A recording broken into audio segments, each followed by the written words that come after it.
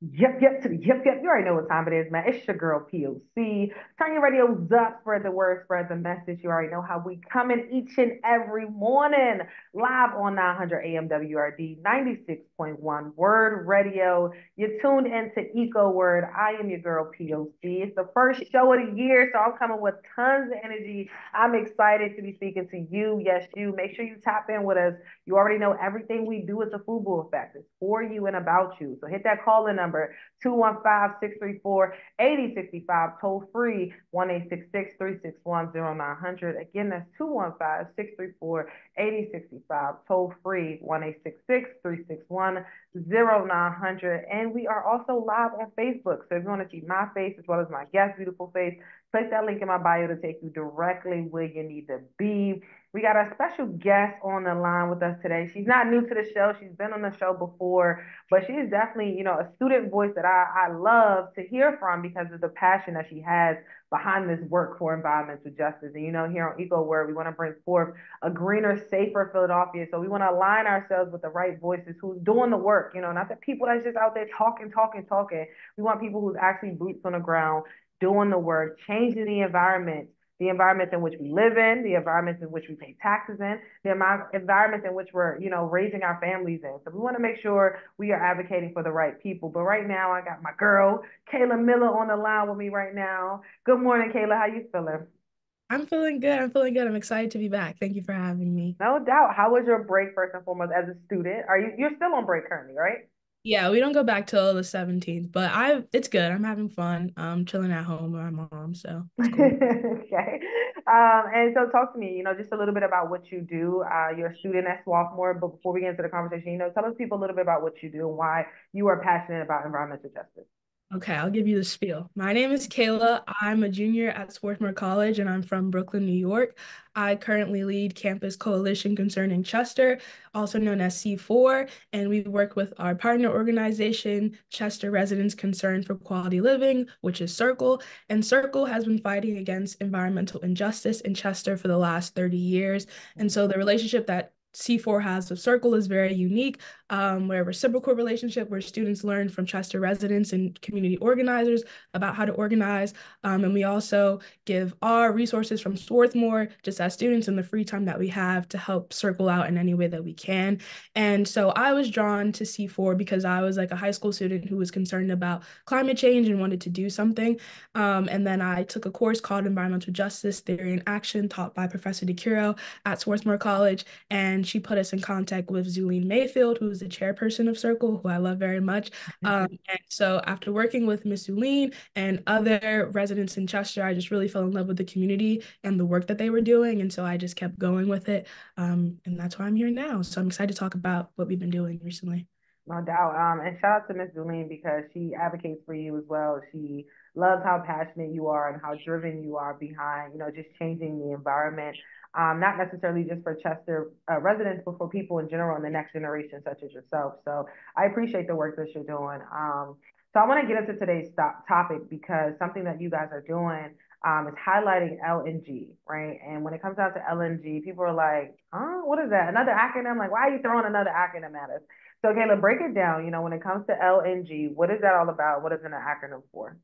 Okay, LNG stands for liquefied natural gas, and it sounds exactly what it sounds like. It is natural gas that has been cooled to enter a liquid state, and that liquid state is used for energy. And so a lot of terminals are being built along the coast of the United States, and a lot of them have already been built in places like Louisiana, to export this liquefied natural gas out of the United States into other places. And so the big hype around it is that it's clean. It's a clean way to burn fossil fuels, but there's no clean way to burn fossil fuels. And that in itself is an act of greenwashing or placing words like clean, green, eco in front of other words to make it seem like this is something that's sustainable and good for our communities. In Good point. actuality, it's not actually helping it. It's just another way to get profit for governments and corporations. I think that's a great point. And I want to ask you a question. When it comes down to liquid natural gases, is this something that is impacting us in the city of Philadelphia as well as the city of Chester? Like, how close is it to us? It's very close to us.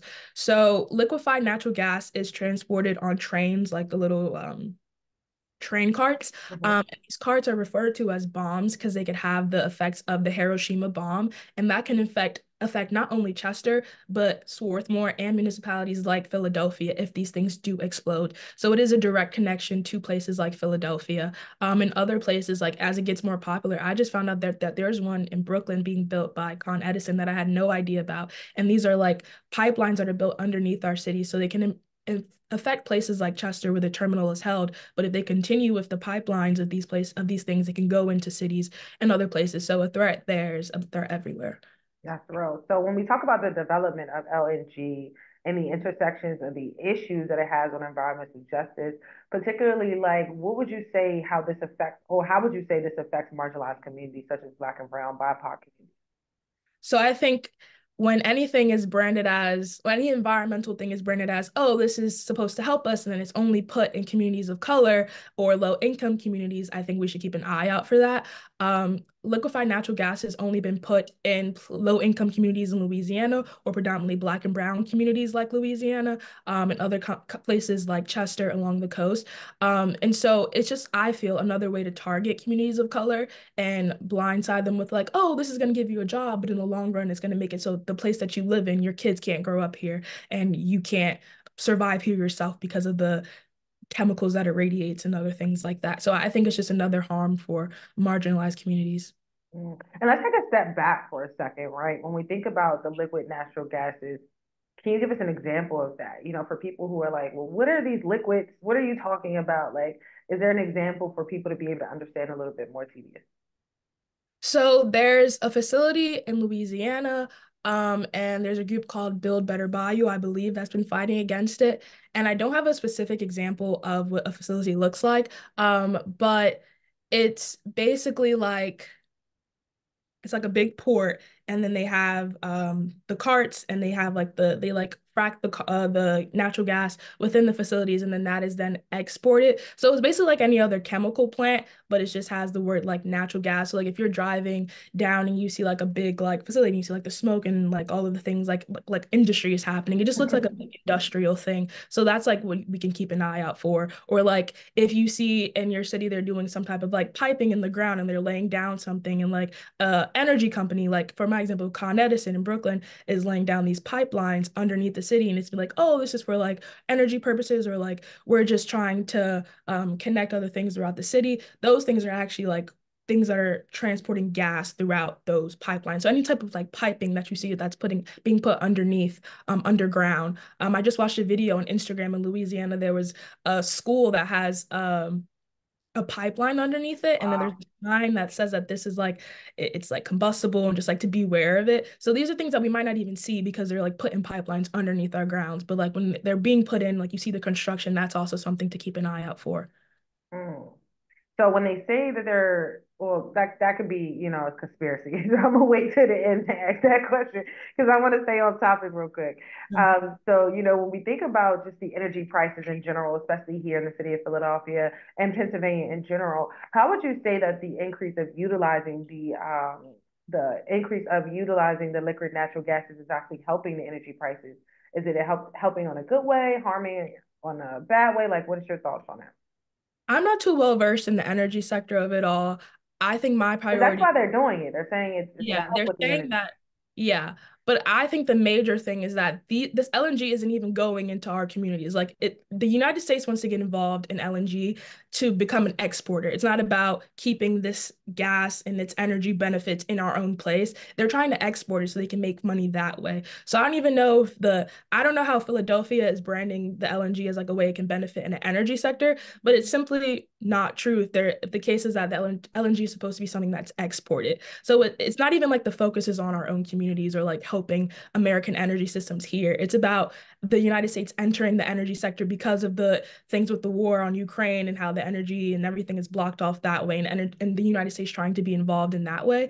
Um, yeah, but I'm not too well versed in how they're portraying the energy So benefit. is it given that make America great again energy?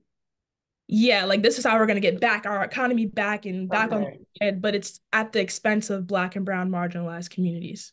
So again, it's on that make America great energy. For sure, for sure.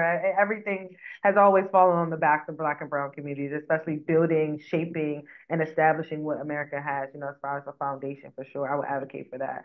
But I want to ask you, as far as the export side of things, right? Can you elaborate just a tad bit on that for people who are listening? When you think about the fact that they are utilizing this liquid natural gas that comes from here in the United States and exporting it, how does that actually benefit us, from the cities who are reaping hazard from it, such as a city like Chester? What Like, do you are mean by they, the next part? like, is the federal government funneling money to Chester for these initiatives? Like, is it a benefit up front at all? I don't believe so. Um, yeah, I don't believe so. I think that with President Biden's ARPA funding, this was supposed to be seen as something that can remediate um previous harms, like putting industries out like trash incinerators, which aren't helpful, into like and changing that into like LNG, which is something that is like supposed to be green and helpful. But I don't think that there is any like financial benefit for the city itself, because like Delaware County Council, which is the governing body that represents Chester, or Chester is a part of, had no idea that LNG was even being considered in Chester. It immediately went to the city of Philadelphia. So that's not, if there is anything that's benefiting Chester, there's no transparency on those parts because they're not communicating with the governing bodies that are supposed to represent Chester. Mm-hmm. So Chester has the train, the rail, the Amtrak. They have the SEPTA regional rail, and then they also have the Delaware River right there, as well as the port right there. So when we think about transportation and the amount of things that are being exported just from the city of Chester alone, how much liquid natural gas do you think is coming out of Chester? I think their plans are for all of it to come out of Chester, like to have the main port and then have all of that be like fronted along the waterfront. And what does that look like for residents who live in Chester? Like So how there's does a that affect plan. them? Yeah, there's a plan by Penn LNG to basically wipe out the entire like over 200 residences and businesses along the waterfront where LNG is being proposed. So those they're like, Really? yeah, I wish I had the proposal with me, but there was a big map of like all of the residences, like the list of addresses that would be um So it's like Third Street on down? yeah. Really? And the new um the new city council and the mayor and everybody in Chester, how are they like how are they like I Chester, can't even say the word. Like how are they going back and forth with this? Chester is going through they have a new mayor, Stefan Roots, and so Circle is still advocating to have LNG considered as a main priority for Chester City Council and other governing bodies. Chester is under receivership, so there is a lot of issues trying to work with the local governing bodies, and a bit of corruption. What do you Um, mean when you say receivership? Just so people who are listening can Okay. understand. So the city of Chester is bankrupt, and so there is a receiver that is delegated by the state of Pennsylvania to come in and handle the finances or advise on the finances of Chester. And so he works with the Chester City Council and the mayor and all of those offices Mhm. to the city in a governing capacity. Hmm. So when you say these residents will be wiped out, do they have a plan for them to go somewhere? Like, what's the plan for these initial residents? There hasn't been any transparency on it. The whole deal with Penn LNG, the company that's trying to bring LNG into Chester, is there. It's just not a lot of transparency. It was done in secrecy for the last 4 years, and so a lot of the information that Circle and C4 is getting about LNG has been from like researching and diving in. So we found this plan for it, but they didn't like announce this or anything. So there isn't transparency, and a lot of the people affected don't even know that they're going to be affected, and that is a part of Circle's advocacy to help residents learn about what's happening with LNG. And does the plan map out when this will go into effect, when this will take place, when residents should start feeling the debris of this coming down? Not to my knowledge, no. Okay.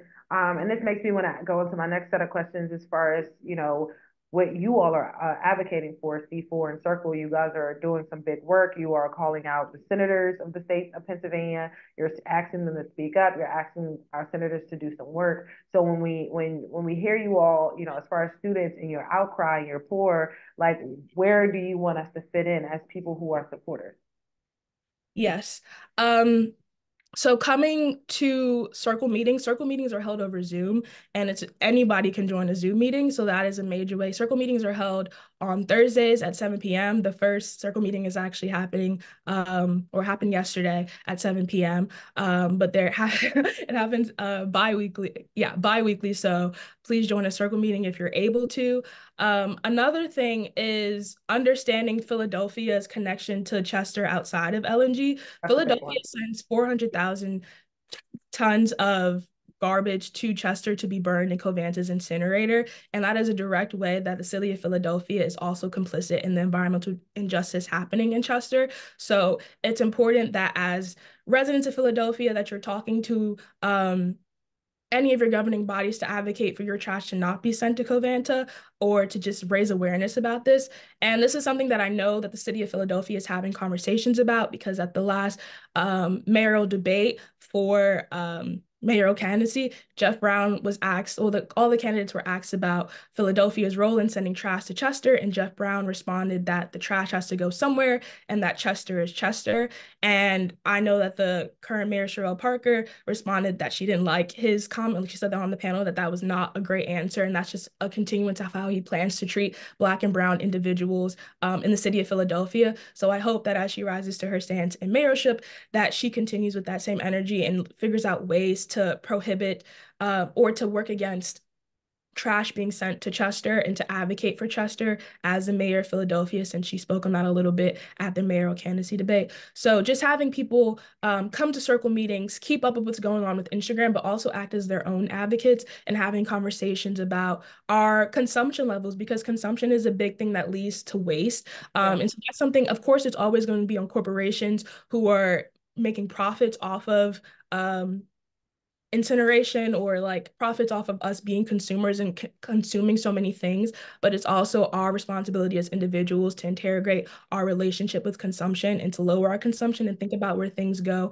after we get rid of them. Because I know we have the mentality like, hey, we'll just buy this piece of clothing, and if we don't like all of our clothes, we're like, donate all of them. But we have to think about where those clothes are going afterwards, like Goodwill. And this is a tangent, but I'm gonna get to the point. You're good. Goodwill can't take all of those clothes. So those clothes end up being donated to places in the global south, Yeah. and they end up in landfills in the global south to just harm environmental justice communities there, or to be burned in things like incinerators that affect places like Chester. So I just ask us all to think about how we're consuming things and to also be advocates for Chester in whatever we do. When we hear someone say something like Chester is Chester, interrogate, why do you think that? Why do you have this understanding? Because environmental justice, environmental injustice profits and is feeds off of the idea that places like Chester are sacrifice zones and dump sites. And that's not true. We need to interrogate that in our everyday conversations and put our money where our mouth is and go to circle meetings and go to circle actions. Circle has also teamed up with things with organizations like Philly Thrive.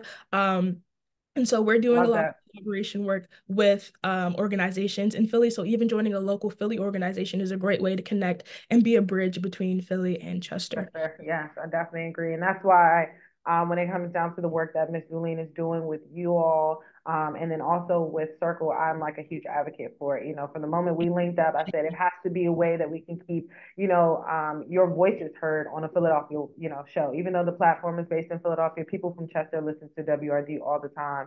And when we think about our brothers and our sisters and our surrounding neighborhoods, Chester comes directly to the front of my mind. So I want to make sure we are continuously having the conversation surrounding our Chester brothers and sisters and the residents, because what's affecting Chester is affecting us. Because if the city of Chester goes down, then what are we going to do with our trash? Then what are we going to do with other things that have to come from Chester to Philadelphia in order for us to have a thriving city? So I definitely agree with you on that. But I want to ask you this question, right, Caleb? Because there are people who are not on the opposing end, such as yourself. There are people who are advocates for this LNG because it is a profit, it is a gold mine, right?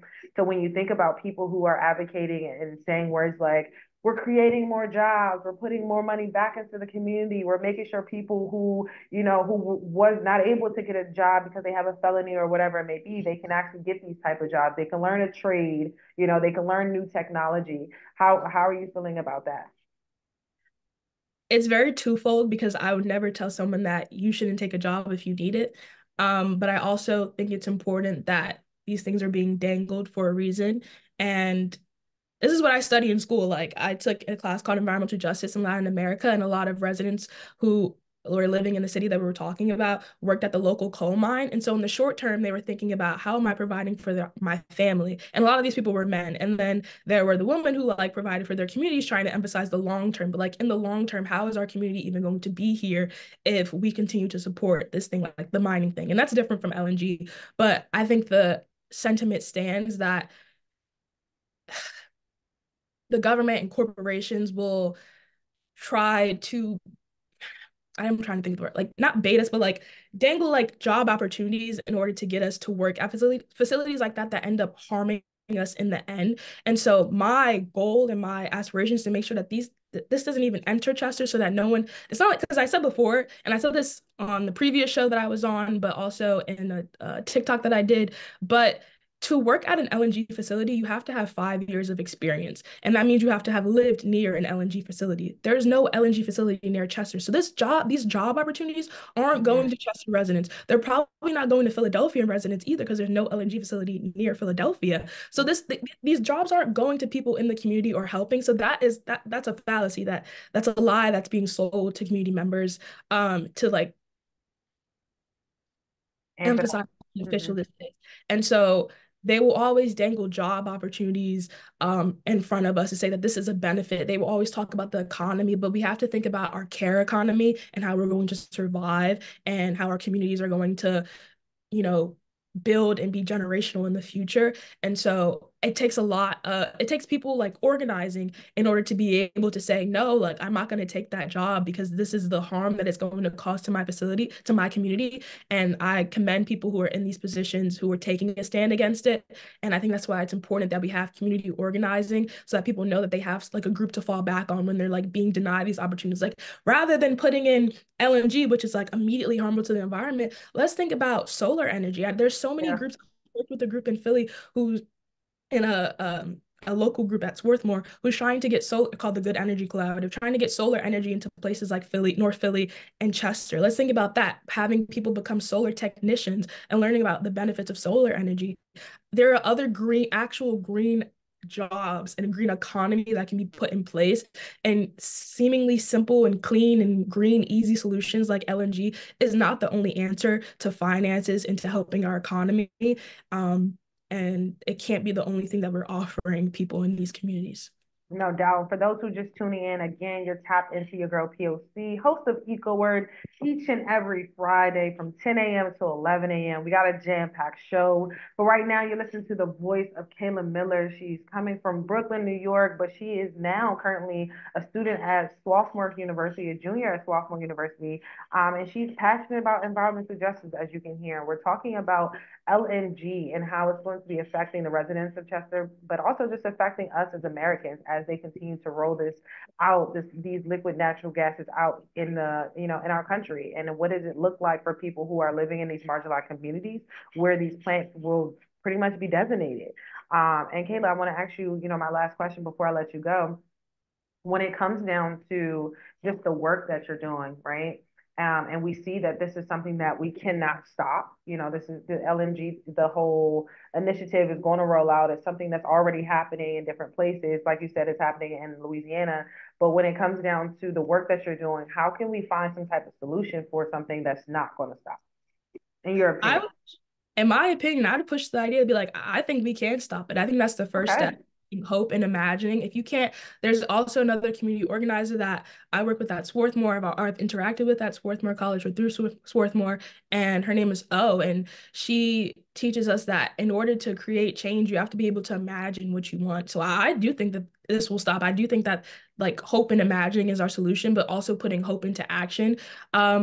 Miss Aline always says, don't cry for us, come join the fight. So I think saying that there's no solution or this won't stop, that's a cry. Like, come, there are ways to fight. There are people who are willing to fight and willing to put their money where their mouth is and put their livelihoods onto this. So I think the first solution is to just show up. It's so easy to do. And while it might seem so abstract and huge, like, oh, there's nothing I can do, this is bigger than me.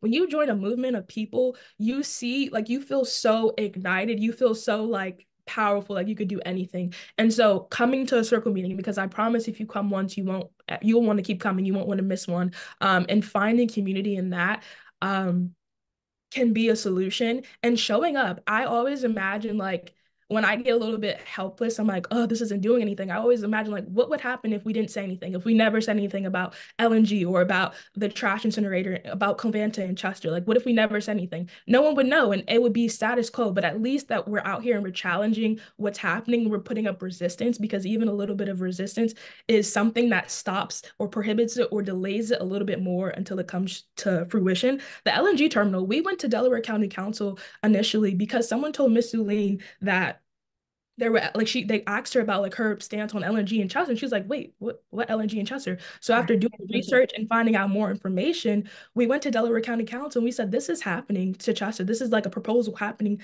to Chester. You need to like, what is your stance on this? You need to put a strong stance out. And they were like, what do you, there's no proposal. Like, what do you mean? Like I empathize, but there's no proposal being put out. So we're like, okay. And we kept fighting. We kept putting out our LNG campaigns on social media as we kept spreading awareness. And then the Philadelphia Task Force, LNG Task Force came out, and Delaware County Council was like, wait, what are y'all doing? Like, no one told us about this. This is unacceptable. And they all put out a strong stance against LNG. But had we listened to Delaware County Council, who told us that there's no LNG and that we're causing a ruckus for no reason, this thing could have gotten a lot bigger, could have gotten a lot more advanced. And so that is a solution. That's how we stop it. We are going to stop it. It's not going to happen. So showing up, making a fight, making a noise, bringing attention to the issue, that's how we create solutions. I love the passion, Kayla. I love the passion. And again, this is a junior. This is a junior in college, man. So, Kayla, tell them how they can find you, email, social media, all that good stuff if they want to reach out to you and get involved.